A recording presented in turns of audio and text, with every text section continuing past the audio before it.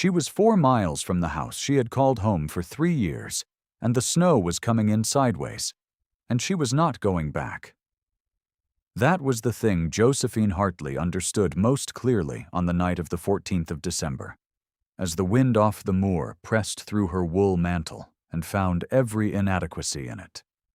The valise in her right hand was not heavy. She had not taken much. The things that mattered to her had no weight, and the things that had weight had never been hers.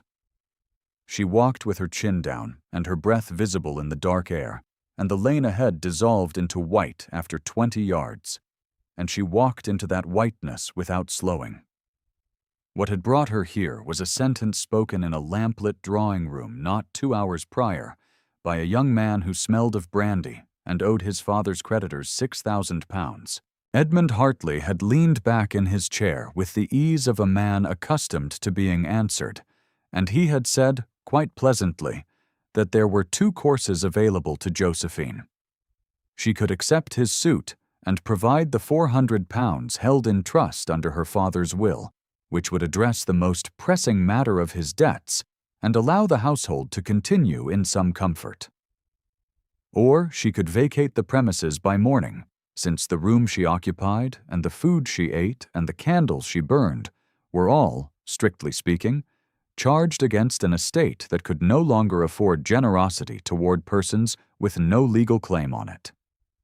He had said persons with no legal claim on it, the way a solicitor reads from a prepared document.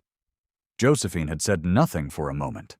She had looked at the fire, which needed tending. She had looked at Lady Ashford, who sat with her fan at a measured height, and her expression arranged in something that was not quite regret and not quite satisfaction, a careful middle distance. She had looked at Lord Ashford, Edmund's father, and the man who had married her widowed mother 11 years ago, who was studying the carpet with the focused attention of someone hoping it might speak on his behalf. Then Josephine had stood up, smoothed her skirts, and said that she would need 1 hour to pack. The room had seemed to surprise itself. Edmund had opened his mouth and then closed it. Lady Ashford's fan had stilled.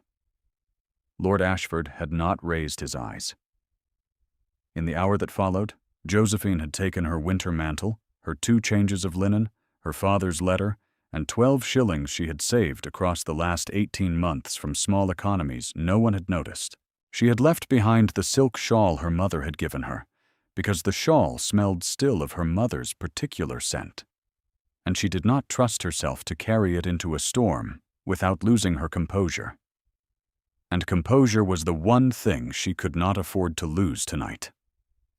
She had written 3 lines to Clara Finch, the clergyman's daughter in the village, telling her where she was going and that she was well, and left the note with the hall boy, who was 14 years old, and whose expression, when he took the note, was the closest thing to protest she had received from anyone in that house. She had walked out the front door at 8:30 in the evening, and she had not looked back. And she was 4 miles from anything in a December storm that was worsening by the quarter hour. The sound reached her before the light did. A horse's shoes on the frozen lane, then 2 horses, then the lamp of a carriage swinging through the dark ahead and resolving slowly into a vehicle of some quality, traveling at a careful pace for the weather. Josephine stepped to the verge. The carriage slowed. The window came down. The man who looked out at her had a face that the lamplight rendered in sharp angles, a jaw that might have been cut from something harder than skin. Eyes she could not read at that distance in that light. He was perhaps 32 or 33 years old. He wore his coat without ostentation, but the coat was well made, and the carriage was very well made, and the 2 horses were better than most men in the county could afford. He looked at her for a moment without speaking. In that moment, something happened that Josephine was not equipped to interpret. He was entirely still. Not the stillness of a man deciding whether to be inconvenienced, but the stillness of a man who had already decided. and was simply absorbing something he had not expected to see. His gaze moved to the valise, to the snow on her mantle, to the lane behind her, dissolving into nothing, and then back to her face. "Get in," he said. It was not a question or an offer. It was the tone of a man accustomed to issuing instructions in conditions where delay produced worse outcomes. Josephine considered the instruction, the carriage, and the alternative, which was 4 more miles of worsening storm with 12 shillings and no destination beyond the vague shape of the village inn she had once visited with Clara. She got in. The interior was warm and smelled of leather and something colder, the outside cold that had come in on his coat. He did not introduce himself. He asked her where she was going. "The Croft Arms," she said. "In the village?" He said nothing. The carriage moved. Josephine sat with her hands folded over the valise in her lap and her eyes on the window and the invisible landscape beyond it, and after a silence of several minutes, the man across from her reached into his coat with one hand, a habitual gesture, the way a man reaches for something he has carried a long time, and then stopped, and withdrew his hand without removing whatever he had reached for. Josephine did not look at him directly. She was aware of him the way one is aware of a fire in a cold room, as a source of heat that requires no acknowledgement to be felt. When the carriage stopped before the Croft Arms and the footman opened the door, the man descended first and offered his hand to help her down. She took it. His grip was brief and entirely correct, but her palm registered the contact as if the cold made everything more specific. He spoke quietly to the innkeeper, a broad man named Grover, who came out himself at the sight of the vehicle. He paid for a room for 1 night. Josephine began to say that she could manage her own expenses, and he said, without looking at her, "Good night, miss," and got back into the carriage. She stood in the doorway of the inn and watched the lamp swing away down the lane and disappear into the snow. She did not know his name. She had not thought to ask. Mr. Grover, however, seemed very interested in her name, and when she gave it to him, he wrote it in his register with care, and she noticed that he wrote it twice, once for his records and once on a separate slip of paper, which he folded and set on the mantelpiece behind the desk. She thought nothing of it that night. She was cold and tired, and she had been told for 3 years, in one way and another, that she was a problem requiring a solution, and tonight she had finally agreed. If you've ever waited for a thing to break and then found, when it finally did, that you felt not grief, but a strange low clarity, leave a word in the comments. Josephine felt it that night sitting before the fire in the small room at the Croft Arms, with her father's letter unfolded on her knee and the snow piling against the window glass. The letter was in her father's hand, dated 2 years before his death, addressed to the solicitor, Mr. Fenn of Halesworth. It confirmed the terms of the trust he had established for Josephine's portion, £400 set aside from the sale of his own father's effects, held in trust until Josephine either married with a solicitor's proper conveyance or reached the age of 25. She was 23. She had 2 years still to wait. The £400 was hers and entirely inaccessible, and Edmund had known this, and had wagered that the threat of homelessness would cause her to sign the conveyance willingly, which would have transferred her portion to the household account on which his pressing creditor held the note. Reading the letter in the inn's firelight, with the snow and the silence outside, and no one's expectations in the room, Josephine felt the mechanism of what had been done to her with a clarity she had not permitted herself inside that house. Edmund did not want her. He wanted 40 shillings remedy on a £6,000 debt, and he had framed it as marriage because marriage was the legal instrument available. She had been an entry in a ledger. She folded the letter and put it back in the valise, and she sat with that for a while, and then she went to sleep, because there was nothing else useful to do that night and she had learned a long time ago that grief was easier to carry on a full night's rest. The village of Thornfield Crossing was small enough that a new resident was known within a week and assessed within 2. Josephine found it possible to be assessed with good results. She had a quiet manner, a useful fund of reading, and no visible damage beyond the kind that presents itself as steadiness rather than fragility. By her 3rd day at the Croft Arms, Mr. Grover's wife had mentioned her to Mrs. Partridge, the elderly widow who lived in the stone house at the far end of the high street and who had been looking for a reader companion since the autumn. Mrs. Partridge was 81 years old, entirely firm in her opinions, and bored past endurance by the village's social calendar. She received Josephine with the air of a general reviewing a disappointing map, and then hired her immediately, on the grounds, as she put it, that Josephine had good eyes and did not simper. The position offered a room, meals, a small wage, and a degree of daily company that Josephine was surprised to find she valued.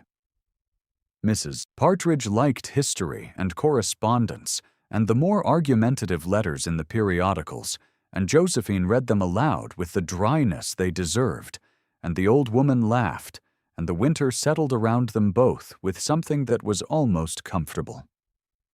Lady Ashford's voice reached her on the 6th day. Clara Finch had come to call, neat and pink-cheeked from the cold, with a small parcel of books, and the kind of carefully arranged expression that meant she was carrying something difficult.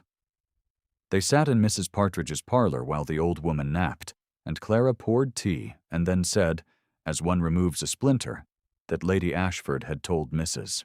Ferris, the vicar's wife, that poor Josephine Hartley had taken leave of her senses and walked out into a storm over some trifling misunderstanding with Edmund, which was very sad, as the girl had always been somewhat overwrought, and one hoped she would find herself in more suitable company before she became quite unmarriageable. Overwrought, Josephine said. I am sorry, Clara said.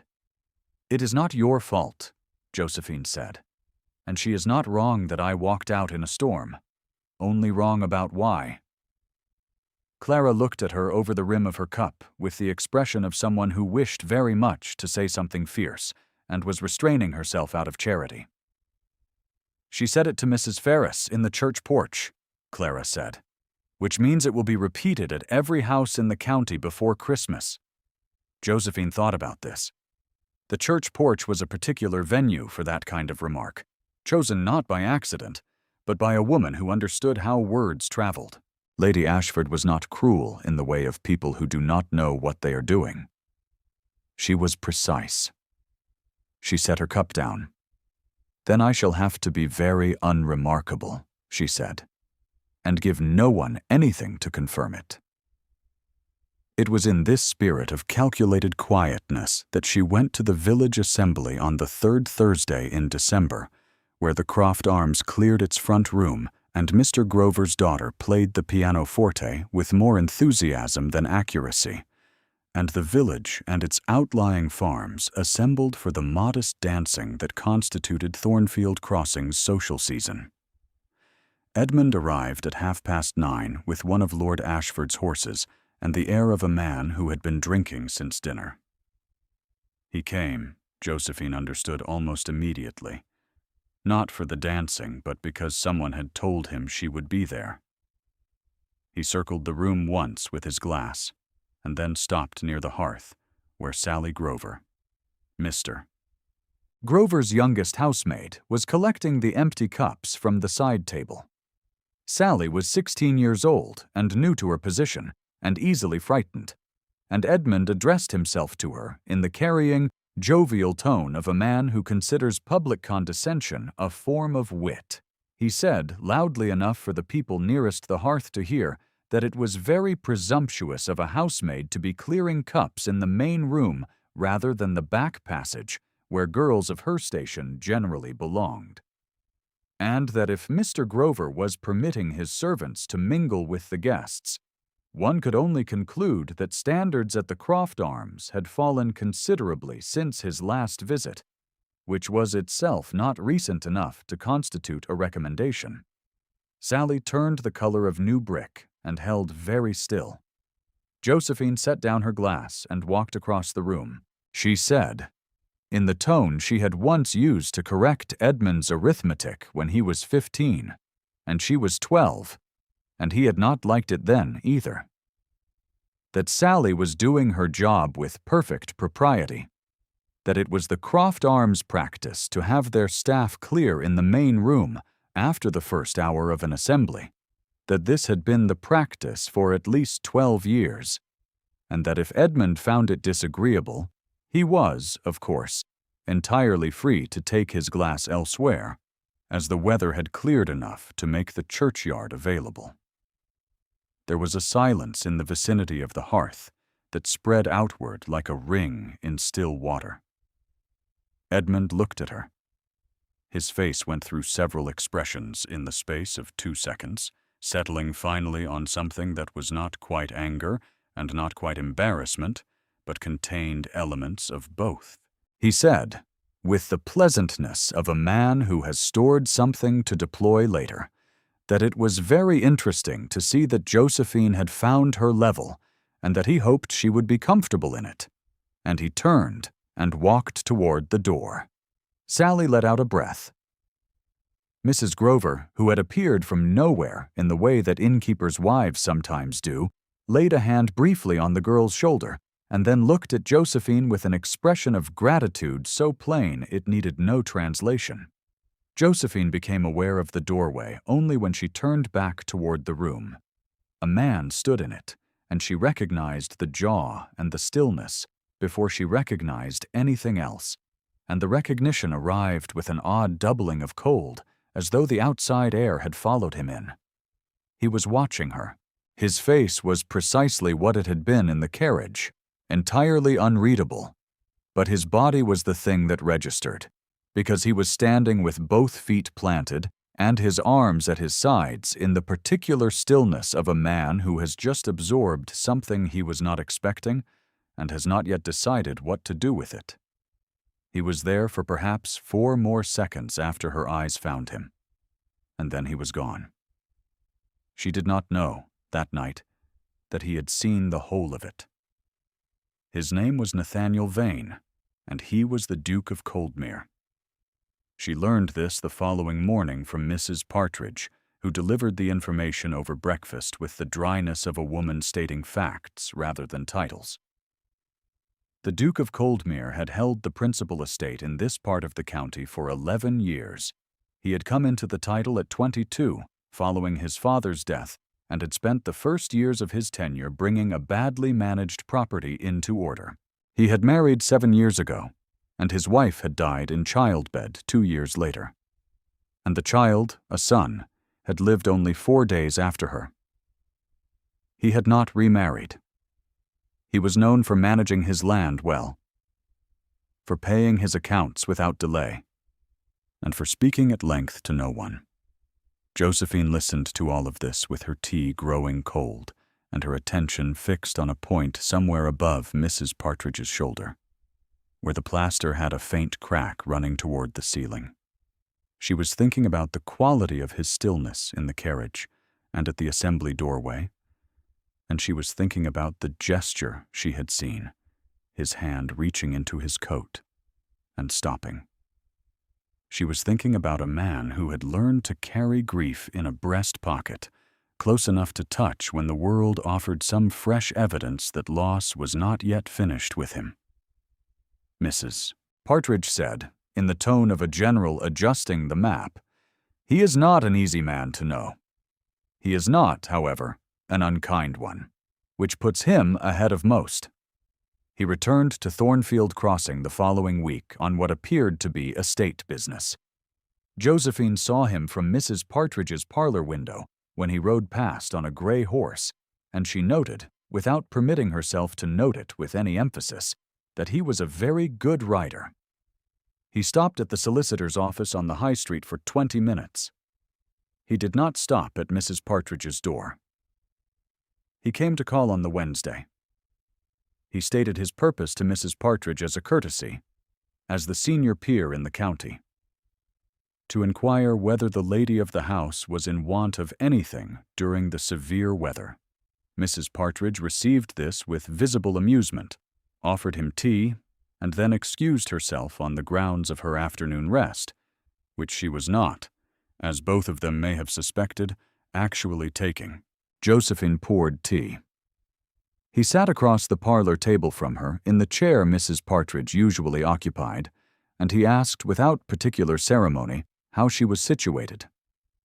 It was the kind of question that could be answered in two ways. Josephine chose the literal one. She was reader companion to Mrs. Partridge, a position she found agreeable. She had a room and a wage, and her own time in the evenings. She was quite well, he said. Your stepbrother's behavior at the assembly on Thursday was noted.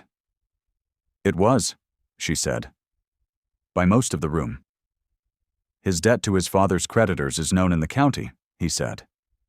It has been spoken of at the magistrate's sessions. Josephine set her cup down with care. I am not responsible for Edmund's debts, she said. No, he said. You are not. He turned his cup in its saucer once, a small exact movement, the kind made by a man who thinks through his hands, when the rest of him is still. Your position here is a voluntary one? She understood the question behind the question. I left of my own will, she said. I carry my father's letter in my valise, in case anyone requires confirmation. Something crossed his face, very briefly, at the phrase, my father's letter. It was not quite pain, but it was not entirely free of it. That will not be necessary, he said. He stayed for 23 minutes by the parlor clock. When he left, he paused in the doorway and said, without turning back to look at her, the road from here to the church becomes ice by morning when the temperature drops in the night. Take the lane beside the mill if you go out before 8. Josephine looked at his back. Thank you, Your Grace, she said.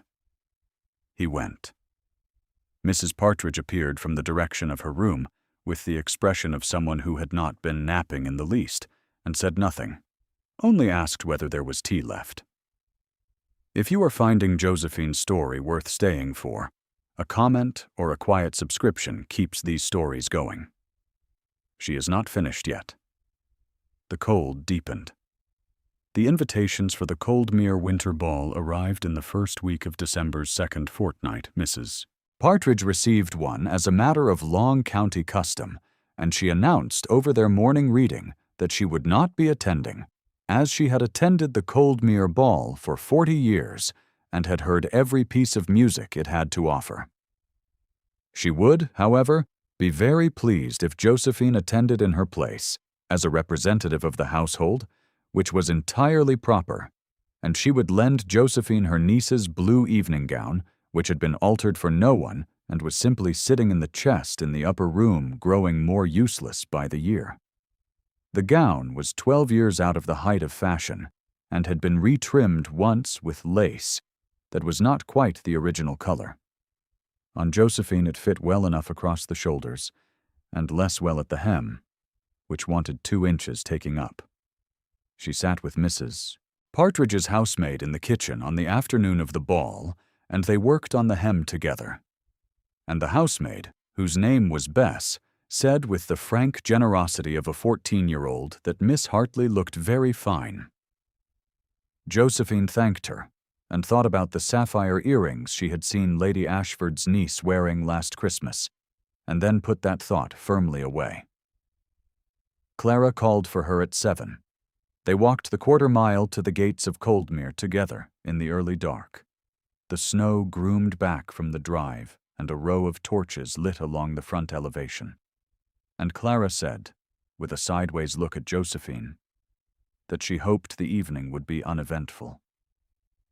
Josephine said she thought that was unlikely. The ball was exactly what she had expected, which was to say it was everything Ashford Hall had offered on its best evenings, and more of it. The candlelight dense and warm, the musicians placed in the upper gallery, The room's full of the county's December assembly, done in the best possible version of itself. Josephine moved through it with the composure she had been practicing since she was 12 years old and had understood that composure was the only currency available to a girl without rank, fortune, or a father to stand beside her. She danced once with the vicar's eldest son, who was pleasant and somewhat alarmed by her, and she stood with Clara near the long windows for a while and watched the room and said very little. Lady Ashford arrived at 9:30. She did not come to Josephine directly. That was not her way. She moved through the room with the ease of a woman who had attended Coldmere balls since before Josephine was born, and she spoke to Mrs. Ferris, the vicar's wife, and to old Colonel Hadley's daughter, and to several other persons of established standing, and in each conversation Josephine could not hear the words, but could watch the small performance of a woman placing information. The fan at the measured height, the brief glance in a particular direction, the expression of someone conveying something regrettable about a third party with great reluctance and care. Mrs. Ferris looked across the room at Josephine. Colonel Hadley's daughter looked across the room at Josephine. The conversations resumed. Then Lady Ashford came to Mrs. Partridge's corner, where Josephine stood, and greeted Clara with warmth, and Josephine with the kind of precise pleasantness that costs nothing and grants nothing. She said it was charming that Josephine had come as Mrs. Partridge's representative, as Mrs. Partridge was very advanced in years, and surely could not manage the company. And she hoped the position of reader companion was proving comfortable, as it was very suitable, really, for a young woman of Josephine's circumstances, and that she had mentioned to the Duchess of Hale's secretary, who was present tonight, that Mrs. Partridge might benefit from a proper professional arrangement rather than the present informal one, given the old lady's age, and naturally the Duchess's household employed a most respected companion service, and she had taken the liberty of providing the secretary with Mrs. Partridge's direction so that the matter could be arranged in the new year. She delivered this as a kindness. Josephine stood very still. Lady Ashford meant to remove her from Mrs. Partridge's house by replacing her with a professional companion from a service, which would be entirely within Mrs. Partridge's family's right to arrange and against which Josephine would have no recourse and no argument. It would be done with great care for the old woman's welfare. It would leave Josephine without a position, without a character reference that could survive Lady Ashford's account of her, and without a reason to remain in the county. It would, as Lady Ashford well knew, close every door. Josephine said, "Thank you for your concern," and meant neither the thanks nor the concession, and Lady Ashford moved on. Clara touched her arm. Josephine shook her head once, a small, precise movement, and Clara said nothing. It was this moment. Standing in the candlelight of the Coldmere ballroom with the music from the gallery and the faces of the county arranged around her and the specific door just shut in her face, that Josephine understood she had been in a retreat that she had told herself was a choice. She had walked out of Ashford Hall. She had found a position. She had managed. But the world Lady Ashford operated in had long arms, and a young woman managing on 12 shillings and a retrimmed gown was not outside their reach, only temporarily mislaid. She left the ball at 11. She walked back to Mrs. Partridge's house in the cold and the dark with Clara beside her. And Clara said, very carefully, that perhaps they should think about what came next. And Josephine said yes. She was already thinking. She spent 3 days thinking with the methodical composure of a woman who has learned to treat practical difficulty as arithmetic. She wrote to Mr. Fenn, the solicitor in Halesworth, to confirm the terms of the trust. The reply, arriving on the 4th morning, was as she had calculated. The £400 remained inaccessible for 2 years, 2 months, and 11 days. She was 23 years old and had 12 shillings, and Mrs. Partridge's retrimmed gown and a small stock of books that were Mrs. Partridge's, not hers. She had, in plain terms, nothing with which to begin again anywhere, and Lady Ashford was arranging for the only decent position available to her to be taken over by a professional service in January.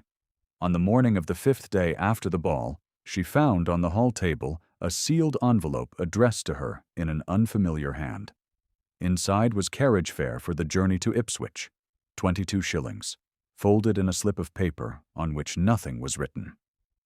She sat with it for a long time.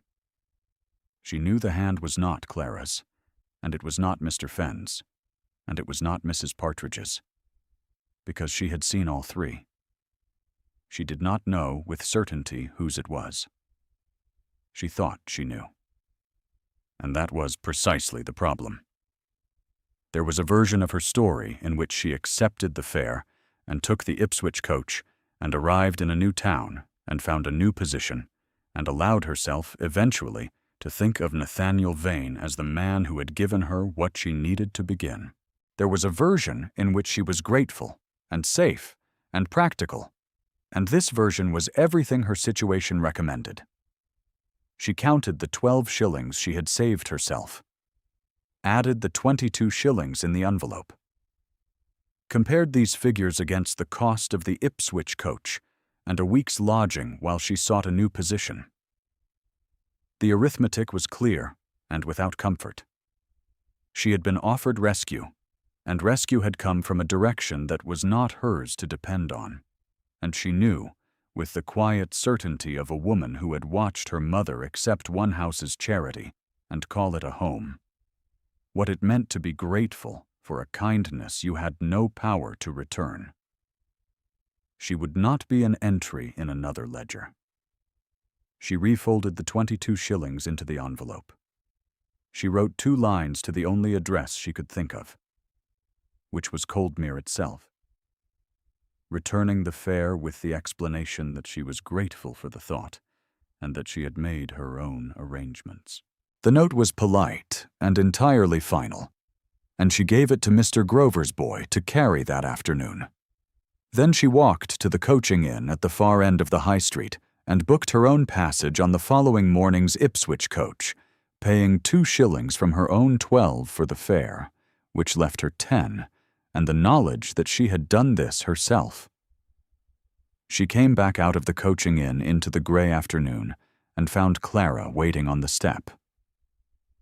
"You are leaving," Clara said. It was not a question. "Tomorrow morning," Josephine said. "Will you tell Mrs. Partridge? I will speak to her tonight, but she will take it better from you as well." Clara looked at her for a moment with the expression of someone deciding how much to say. Then she said, "He came to call this morning, while you were out. He stayed 20 minutes and asked Mrs. Partridge 2 questions and then left, and Mrs. Partridge said he looked like a man who had made a decision and was not certain it was the right one." Josephine said nothing. "She is 81 years old," Clara said, "and she has known a great many men." "I know," Josephine said. "It does not change the arithmetic." She slept badly. She rose before the fire was properly lit, and dressed in the dark, and carried her valise down to the hall, and sat with Mrs. Partridge's 3 cats for company, and waited for the hour. The snow had come in the night, not the sideways violence of the December storm that had started this whole accounting, but a steady, gentle fall that made the High Street outside the window clean and white and entirely silent. At 7:30 she went to say goodbye to Mrs. Partridge, who received her in bed with the fortitude of a woman who has outlasted most of the things that have tried to distress her. The old woman held Josephine's hand for a moment and said she was sorry the county had not deserved her. And then she said, "If a man of sense does not act like one today, I will tell him so myself at the earliest opportunity." And Josephine kissed her cheek and went. The coaching inn was busier than she had expected for the hour. A family traveling with too much luggage occupying the front bench, a pair of wool merchants from the north sharing a flask, Mr. Grover's boy loading the mailbag with the efficiency of someone who has done this since age 10. Clara was there, as Josephine had known she would be, in her green wool coat with her breath making small clouds in the cold air, and she tucked her arm through Josephine's and said nothing for several minutes, which was exactly right. The coach was being harnessed. The horses were restless with the cold. Josephine stood with her valise at her feet, and the 10 shillings that remained to her in her glove, and the solicitor's letter in the valise, and her father's letter beside it. And she thought about Ipswich, which she had never seen, and tried to construct a reasonable picture of it. She heard the horse before she saw the rider.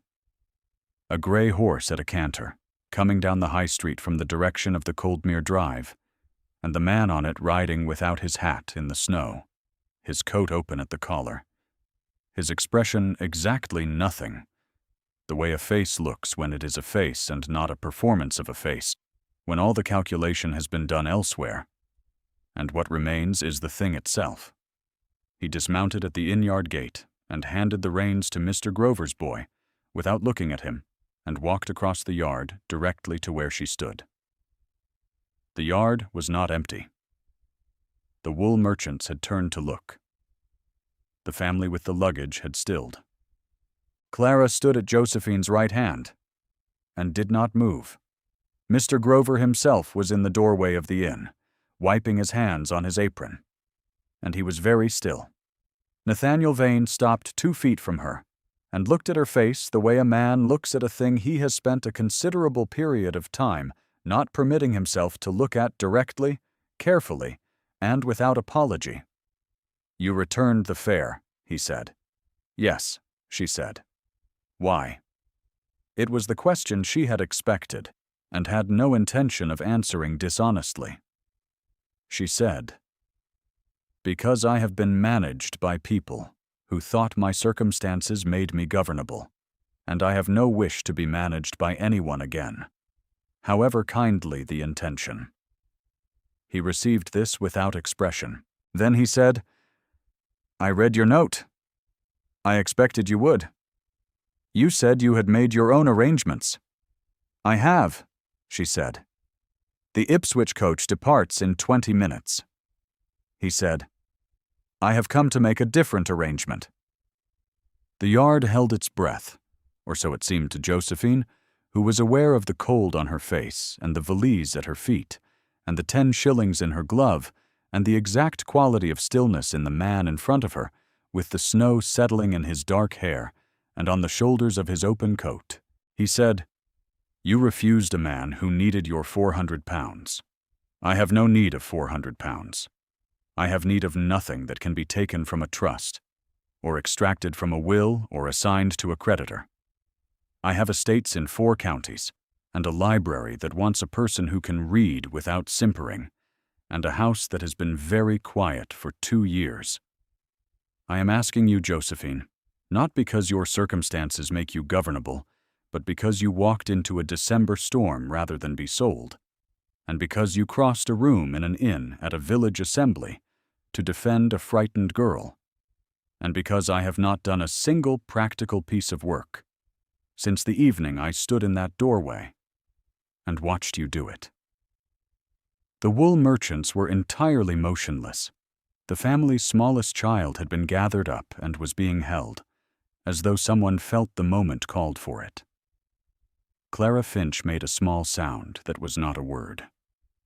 Josephine looked at him for a long moment. She was thinking, with a clarity that surprised her, how different this was from Edmund's pleasant recitation of options. How different the stillness of this face was from the calculated distance of that drawing room. She was thinking about a man who reached into his coat for a grief he had carried alone for 2 winters and had, apparently, decided to carry alone no longer. She said, You asked Mr. Grover my name, the night of the storm, he said. Yes. Why? The ghost of something moved across his face, not quite a smile, but the ghost of what a smile might look like on a face that had not made one in a long time. He said, because I intended to know it. And there it was, the thing that had been deposited in her. One small observation at a time across these December weeks, and that she had not been willing to name until this moment, because naming it required believing she was worth the naming. She felt it settle in her chest, the way warmth settles when you have been cold long enough to have stopped expecting the cold to end. She said quietly and entirely precisely, I am not romantic about houses, Your Grace. I will not be a convenience or a decoration or a remedy for quietness. I will have my own opinions, and I will occasionally be inconvenient. He said, Good. She looked at him for another moment. Then she said, My valise is at my feet. He picked it up. The yard around them reanimated itself in small ways, the family's luggage being adjusted, the wool merchants resuming their flask, Mr. Grover disappearing back into the inn with the expression of a man who would be telling this story for a considerable time. Clara was beside Josephine with tears on her face that she was not bothering to conceal, because Clara had never troubled to conceal the things she felt, and it was one of the best things about her. Lady Ashford's calculation had been precise and entirely wrong, in the way that precise calculations sometimes are when they account for every practical circumstance and leave out the one variable they cannot measure. The Ipswich coach departed without her.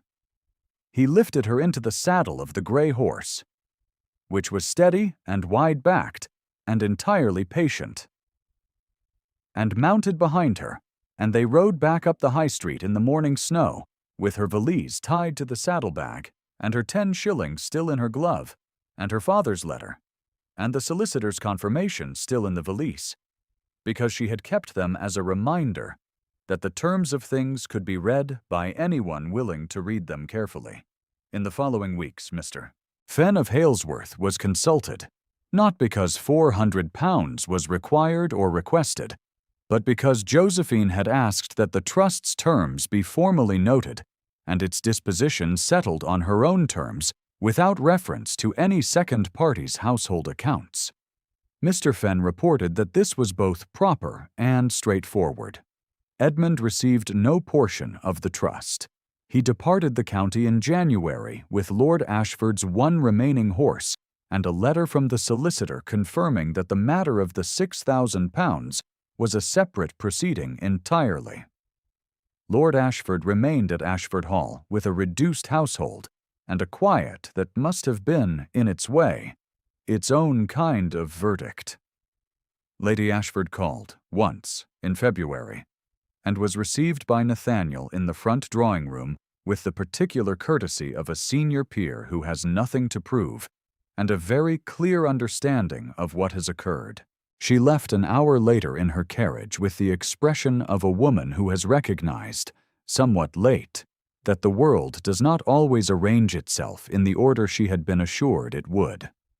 Mrs. Partridge, for her part, received the news of the engagement with the satisfaction of someone whose forecast has been confirmed and who does not need to be congratulated on the fact.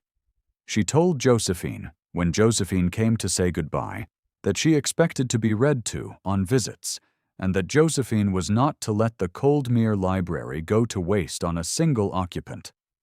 Josephine promised both things, and meant them. The library at Coldmere was long and south-facing, and lined to the ceiling on 3 walls, with windows that looked out over the park, and, in winter, over the snow that accumulated on the lawn and along the stone wall at the park's far edge. There was a fire large enough to heat the whole room. There were 2 chairs placed at an angle to it, one of which had been placed there recently, Josephine suspected, because it was slightly less worn than the other. On the evening of the New Year's first snow, Josephine sat in the less worn chair with a book open in her lap, and the fire warm on her face, and the window full of the kind of snow that falls without urgency, the small, steady kind that means to stay. The room smelled of wood smoke and old leather, and the specific cold of a house built from stone, and it was entirely quiet, except for the fire. Nathaniel sat in the other chair. He was not reading. He was looking at the window, where the snow moved in the slow pattern of something that has no business to finish by a particular hour. One hand rested on the arm of the chair, and the other held the miniature he carried, a small oval framed in worn gold, a child painted in watercolor in the careful style of someone who understood they were making the only record that would exist. His thumb moved once across the painted face, very slightly, the way it always did when he held it. He had told her, in the weeks between December and this evening, in the way that people tell things when they have decided to trust and are learning how, about his son. 4 days, he had said. 4 days was what he had been given. He had said it looking at the wall, but his hand had found hers, and she had held it and said nothing, because there was nothing to say that was not already known between them. The miniature went on the mantelpiece, between the candle and the clock, where it would remain. Josephine looked at the fire. She looked at the window. She looked at the man beside her who had ridden without his hat through a morning snowstorm to stand in a coaching inn yard and say her name as though it were the one thing he had decided to keep. Outside, the New Year's first snow covered the park of Coldmere in a quiet and thorough white, and inside, the fire held, and the miniature caught the candlelight on its worn gold frame, and Josephine Hartley, who had walked out of one house with 12 shillings and her father's letter and the fixed intention of enduring, found herself entirely without preparation, home. If Josephine's journey found its way to something that mattered to you tonight, a comment with your favorite moment is always welcome, and a quiet subscription means more stories like this one. She earned her ending. So do you.